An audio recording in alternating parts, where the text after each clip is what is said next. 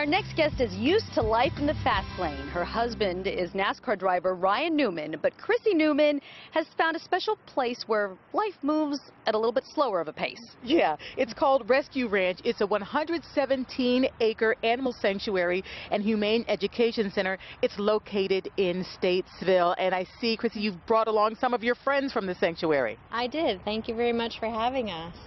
And who would this be? This is Miss Candy. She's one of our 4 snakes, and she's a corn snake. Okay, first talk about Rescue Ranch and what exactly it is. It's a children's education center. Well, we do humane education. We teach all the kids about why it's important to respect animals, what they need in their habitat to take care of them, and how things can live a long time, and you have to plan for these things when having an animal. Okay, so these children not only learn about rescuing animals, but how to take care of animals. Absolutely. It's one of the fundamentals that we teach. It's kind of rescuing on a basic level and what it takes to take care of them so they don't end up in shelters or like Candy, she was found behind a business in Mooresville. So we ended up with her from the Herpetological Society of Lake Norman, and she's been fantastic for our program. So you never know how we're going to get our animals or where they come from or what their previous situations are, but it's important to teach kids that they come from all different levels and all different walks of life, and that it's not just about dogs and cats. I was just going to say, you do critters of all kind, clearly, as evidenced by our snake here. Who else have you brought with you today? We brought Ivy, our giant Flemish, our tortoises. We have Marilyn and Eddie, they're Herman's tortoises. Okay, we're getting a shot of them down there. Are you bringing them up here or are you leaving them down there? I think they're happy where they are, right? They're probably fine in the grass. They might try and start digging, but they came from a situation where a lady had them and wasn't really sure how to take care of them, and they came, their shells. I'll actually pick one up so you can see. Okay.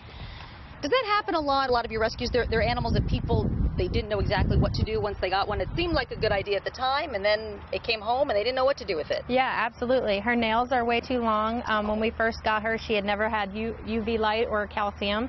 So her shell's very concaved. You can see the ridges in it. It should be very smooth. They were very soft when we first got them. So we had to do a lot of vet care to get them up to healthy conditions. But sometimes people just don't understand, and I try and teach the kids, okay, you get this, she's about 9-10 years old.